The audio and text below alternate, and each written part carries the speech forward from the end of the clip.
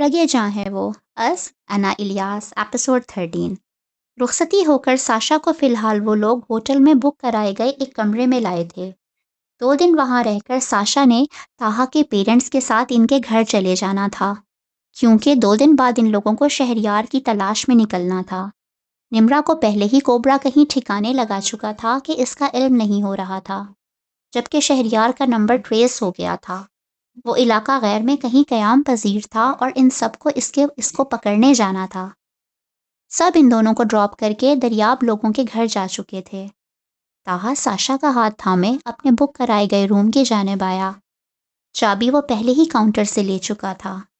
Lift की मदद से वो होटल की तीसरी मंजिल की जानिब आए, जहां पर एक तवील राहदारी में आमने सामने बहुत से कमरे थे। ताहा अपने मतलूबा कमरे के सामने जाकर रुका।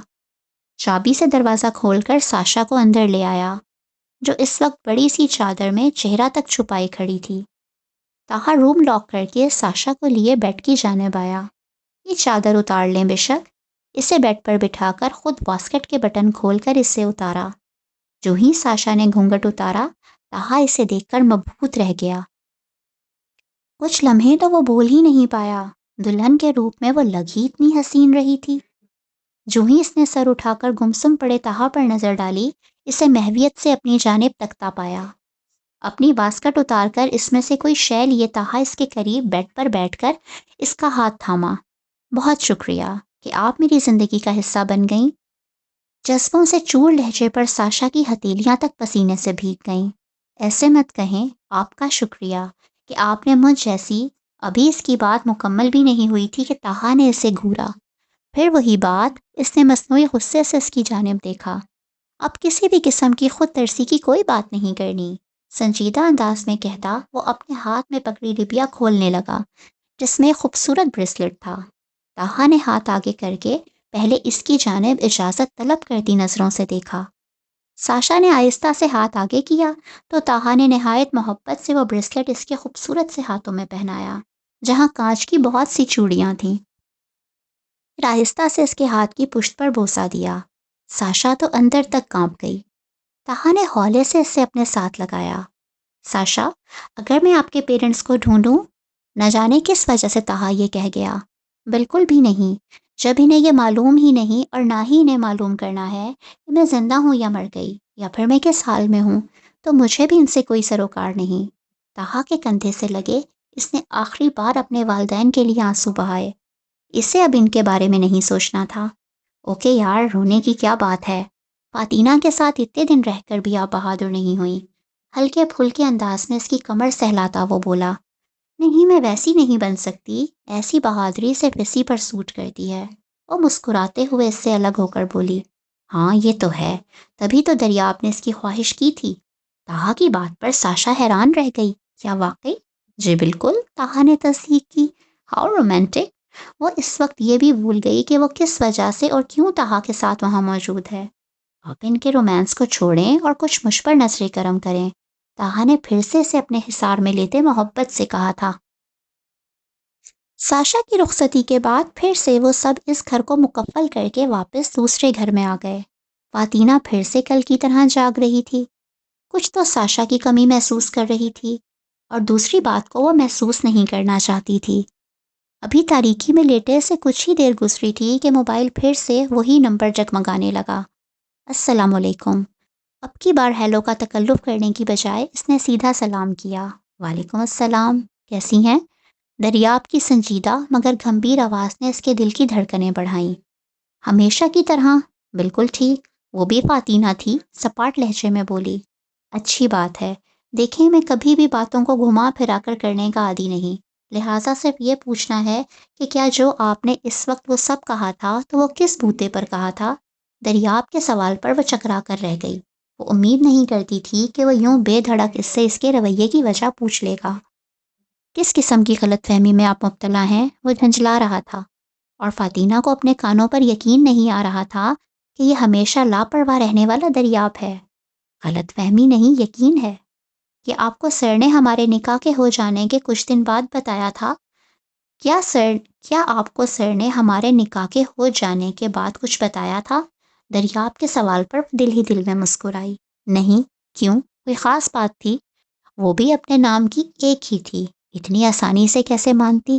نہیں، کچھ خاص نہیں، وہ حیرت کی تصویر بنا بولا۔ فاطمہ نے بھی کندھے اچکا کر ادھر ادھر کی کچھ باتیں کر کے فون بند کر دیا۔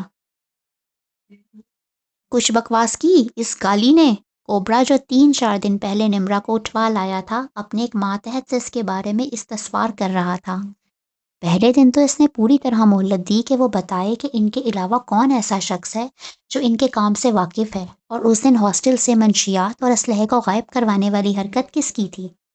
مگر جب ایک دن کی مہلت کے باوجود وہ کچھ نہیں بولی تو اس نے اپنے بندوں سے کہہ کر اسے تھوڑی بہت مار لگوائی۔ جب پھر بھی وہ نہ بولی تب اس نے سزا میں اضافہ کیا۔ ابھی تک وہ اس کے سامنے نہیں گیا تھا، وہ سمجھتا تھا کہ اس کے بندوں کی مار سے ہی وہ سنبھل جائے گی، مگر وہ تو ڈھیٹوں کی کسی خاص نسل سے تعلق رکھتی تھی، وہیں کی وہیں اڑی ہوئی تھی۔ تم سب بیکار ہو، اب مجھے خود اس کے پاس جانا پڑے گا۔ اپنے ماتحت کو خونخوار نظروں سے گھورتا وہ صوفے سے اٹھ کر سیڑھیوں کی جانب گیا اور پھر اس کمرے کی جانب مڑا جہاں نمرا موجود تھی۔ آہستہ سے دروازہ کھول کر جب وہ اندر داخل ہوا تو یہ نمرا کو دیکھ کر وہ تمسخر آمیز لہجے میں ہنسا۔ یہ وہ نمرا نہیں تھی جو تمکتی دمکتی اس سے پہلی دفعہ ملنے آئی تھی۔ 4 دنوں میں ہی وہ ہڈیوں کا ڈھانچہ بن چکی تھی، جسم پر جگہ جگہ نیل پڑے ہوئے تھے، منہ سوجا ہوا تھا جہاں سے اب تک خون رس کر جم چکا تھا، رونے کے باعث آنکھیں سوجی ہوئی تھیں، زمین پر پھٹے کپڑوں میں اوندھے منہ پڑی ہوئی تھی۔ کوبرا حقارت سے اسے دیکھتا اس کے پاس آیا اور جوتے کی نوک سے اسے سیدھا کیا۔ اس قدر مار کا تم پہ کوئی اثر نہیں ہوا؟ ابھی بھی نہیں بتاؤ گی کہ وہ کون تھا؟ اس کے بالوں کو سختی سے جکڑ کر کھینچتے ہوئے وہ غرایا۔ نہیں، کیونکہ وہ جو کوئی تھا میں تب تو اس کی مصلحت کو سمجھ نہیں سکی، مگر اتنا جان گئی ہوں کہ تم جیسے کریہا لوگوں کو وہی انجام تک پہنچا سکتا ہے۔ جس طرح تم نے میرا ریشہ ریشہ تکلیف سے دوچار کیا ہے، وہ تم جیسوں کی رگوں میں اتر کر تمہیں نوچ لے گا۔ میں اپنے گناہوں پر اور دوسروں کی زندگیاں برباد کرنے پر اللہ کے سامنے کبھی نہیں پچھتائی جتنا ان گزرے 4 دنوں میں پچھتائی ہوں، کیونکہ شاید برے کام کا انجام مجھے پہلی مرتبہ ملا ہے، اور اس پہلی مرتبہ میں ہی مجھے وہ شخص یاد آیا ہے جسے میں نے برباد کیا، جسے مجھے گندے عزائم نے برباد کیا۔ میں نے پہلے دن ہی خود سے فیصلہ کر لیا ہے کہ میری چمڑی بھی ادھیڑ دو گے تو تب بھی میں اس شخص کا نام نہیں بتاؤں گی۔ مجھے یقین ہے کہ وہ خود تم تک پہنچے گا۔ میں خوش نصیب ہوں، میں نے اس بندے کو دیکھا ہے، میں نے اس سے بات کی ہے، میں نے بہت سا قیمتی وقت اس کے ساتھ گزارا ہے جسے اللہ نے تم جیسے درندوں کے لیے موت بنا کر بھیجا ہے۔ وہ روشن پیشانی والا جلد ہی تمہاری زندگی کو تاریک کر دے گا۔ میں خوش نصیب ہوں۔ بجائے تکلیف اور رحم کی بھیک کے جو الفاظ نمرا کے لبوں سے نکلے وہ کیبرا کو پاگل کرنے کے لیے کافی تھے۔ وہ غصے سے بے حال ہوتا اسے ٹھڈوں اور گھونسوں کی زد پر رکھ چکا تھا، اور تب تک نہیں ہٹا جب تک وہ ہانپنے نہیں لگا۔ نمرا بے جان پڑی تھی، نہ جانے مر گئی تھی یا ہوش میں تھی۔ کوبرا کے لیے یہ سب جاننے کا وقت نہیں تھا، نہ اس سے ضرورت تھی۔ کون ہے آخر؟ کون ہے؟ وہ اپنے بال نوچ رہا تھا، غصے اور جھنجھلاہٹ سے چلا رہا تھا۔ نمرا کے موبائل میں موجود ہر نمبر کو وہ چیک کروا چکا تھا، حتیٰ کہ حیدر کے نام سے موجود نمبر کو بھی، مگر اس نمبر کا کوئی ریکارڈ کسی کمپنی کے پاس موجود نہیں تھا، نہ ہی معلوم ہو سکا کہ وہ کس نے اور کس نام پر نکلوائی تھی۔ کوبرا اس وقت بے بسی کی انتہا پر تھا، نہ ہی شہریار کا کچھ پتہ چل رہا تھا اور نہ ہی ان لوگوں کا جو اس کے لیے آسیب بن چکے تھے۔ نہ وہ لوگ اس کے سامنے آ رہے تھے، نہ وہ ان کے بارے میں کسی قسم کی کھوج لگانے میں کامیاب ہو رہا تھا۔ بے بسی کا مقام تھا اس کے لیے۔ ابھی تک بہت سے لوگوں سے واسطہ پڑا تھا جنہوں نے کوبرا کے کام میں رخنا ڈالنے کے لیے کوشش کی تھی، مگر کوبرا ان پر ایسا حاوی آتا تھا اور اس کے انداز میں ان کے بارے میں پتہ کروا کے انہیں راستے سے ہٹاتا تھا کہ اس سے ٹکرانے والے پچھتاتے رہ جاتے تھے۔ مگر اس مرتبہ یہ کون لوگ تھے جو نہ صرف اس کی پلاننگ کو تہس نہس کر رہے تھے، جبکہ سامنے ہوتے ہوئے بھی ایسے کام کر رہے تھے کہ وہ کسی بھی طرح انہیں پکڑ نہیں پا رہا تھا۔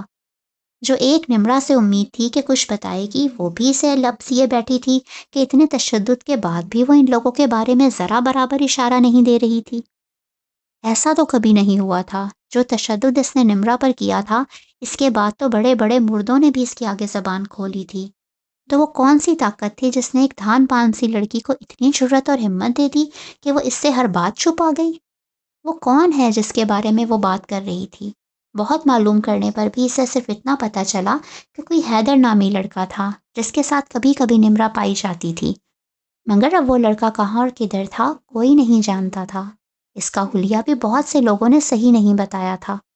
اس لڑکے کا نمبر بھی بند تھا اور اس کے نمبر سے کوئی بھی معلومات نہیں مل رہی تھی۔ پھر بھی ایسا ہوتا ہے نا، جب ہم سمجھتے ہیں کہ ہم عقل کل ہیں اور سب طاقت ہمارے پاس ہے، ہم جیسے چاہیں دنیا کو اپنی مرضی سے چلا سکتے ہیں، اور یہی وہ امتحان کا وقت ہوتا ہے کہ جب اللہ انسان کا پانسا پلٹ کر اس سے یہ دکھاتا ہے کہ وہ محض ایک حقیر سی مخلوق ہے، اور حق سچ کا ساتھ دینے والا وہ اللہ اپنے سچے لوگوں کے لیے خود ہی ایسے راستے بنا دیتا ہے کہ وہ ہر رکاوٹ، ہر مشکل کو چیرتے ہوئے باطل پر فتح حاصل کر لیتے ہیں۔ کوبرا کے ساتھ بھی یہی ہو رہا تھا۔ وہ جاننے سے قاصر تھا کہ حالات اس کے منافی کیوں جا رہے ہیں۔ ہر غلط کام کو سکون سے کرنے والا آج اللہ کی پکڑ میں آ کر زخمی پرندے کی طرح پھڑپڑا رہا تھا۔ پھر وہ وقت بھی دور نہیں تھا جب اس نے سچائی کے پھیلائے ہوئے قفس میں اپنی زندگی کی آخری سانسیں لینی تھیں۔ آپ چل رہی ہیں ہمارے ساتھ؟ شام کے سائے پھیل رہے تھے جب دریاب نے فاتینہ کو فون کیا۔ اگلے دن صبح صادق سے پہلے انہیں شہریار کو پکڑنے کے لیے علاقہ غیر کی جانب نکلنا تھا۔ دریاب نے فاتینہ کو بھی ساتھ لینے کا سوچا۔ اس کی بہت سی ڈیوائسز وہ لوگ ساتھ رکھ رہے تھے۔ کچھ دیر پہلے ہی دریاب کو سبطین کا فون آیا کہ انہوں نے فاتینہ کو بھی ساتھ لے کر جانا ہے۔ دریاب کے لیے اس سے بڑھ کر اور کیا چاہیے تھا؟ جس مقصد کا سوچ کر اس نے فاتینہ کو اپنا ہمراہ چنا تھا وہ پورا ہو رہا تھا۔ وہ حقیقت میں اسے ایسی ہی شریک حیات بنانا چاہتا تھا جو اس کے ہر مشن میں اس کا ساتھ دے۔ سبطین کا فون بند ہوتے ساتھ ہی اس نے کچھ سوچ کر فاتینہ کو کال ملائی۔ سلام دعا کے بعد پوچھے جانے والے سوال پر وہ کچھ لمحوں کے لیے خاموش ہوئی۔ ظاہر ہے جس کیس کا آغاز میں نے کیا ہے اسے میں ہی پایا تکمیل تک پہنچانے کے لیے ہر حد تک جاؤں گی۔ آپ نہ بھی کہتے تو میں چاچو سے کہہ چکی تھی کہ مجھے جانا ہے۔ اس نے ایسے کہا جیسے دریاب پر احسان کر رہی ہو۔ اور اگر میں نہ لے کر جاؤں؟ یہ ہو ہی نہیں سکتا تھا دریاب اس سے سیدھے سے کوئی بات کر لے۔ تو بھی چلی جاؤں گی۔ مجھے شاید ابھی تک آپ نے انڈر ایسٹیمیٹ کیا ہے، وہ جتا کر بولی۔ آپ گانے بھی سنتی ہیں؟ دریاب نے فون سے فاتینہ کی سائٹ پر لگے کانوں کی آواز کو سنتے ہوئے کہا، جی، ہر نارمل انسان گانے سنتا ہے۔ فاتینہ کی بات پر وہ مسکرائے بغیر نہ رہ سکا۔ کچھ نہیں بھی سنتے؟ اس نے جیسے اس کے علم میں اضافہ کیا۔ پھر وہ اب نارمل ہوں گے جو بارش کے قطروں سے آتے میوزک کو نہیں سنتے، جو پہاڑوں میں گرتے جھرنوں سے نکلنے والے میوزک کے سننے کے اہل نہیں۔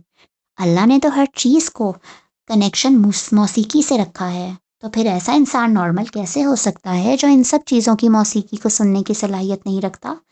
دریاب تو اس کی باتیں سن کر حیرت زدہ رہ گیا۔ عجیب لڑکی تھی، آپ تو بڑی رومانٹک باتیں بھی کر لیتی ہیں۔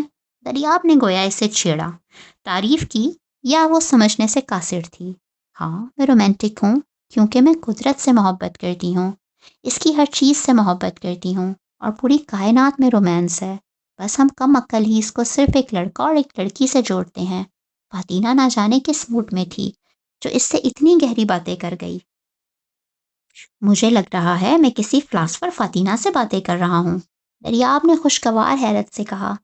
افسوس، لوگ مجھے صرف جنگجو ہی سمجھتے ہیں، فاتینہ نے بھی درد بھرے لہجے میں کہا۔ آپ سمجھنے کا موقع دیں تو کوئی سمجھے نا، آپ کی تو ہر پرت ہی نرالی ہے۔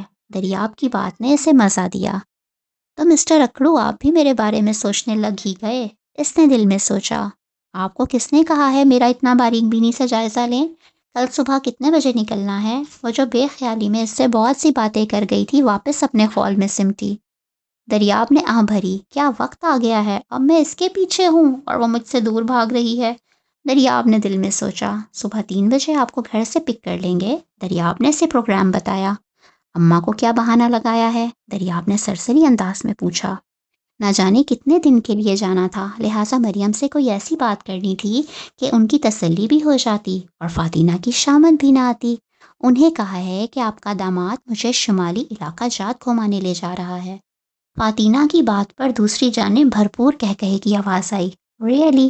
یعنی خود کو بچانے کے لیے آپ نے میرا سہارا لیا؟ دریاب نے اسے تنگ کیا۔ کیا کروں، ہر دم جھوٹ بولنے والے کے ساتھ قسمت پھوٹ گئی تو کچھ اثر تو آنا تھا نا۔ دریاب اس کی باتوں سے لطف اندوز ہو رہا تھا۔ ہاں ہاں ہاں، نہیں، کبھی کبھی آپ انجانے میں بھی مارے جاتے ہیں۔ دریاب کی بات پر وہ پھر سے تل ملائی۔ تو صحیح کہا تھا نا میں نے، یہ رشتہ زبردستی کا ہے۔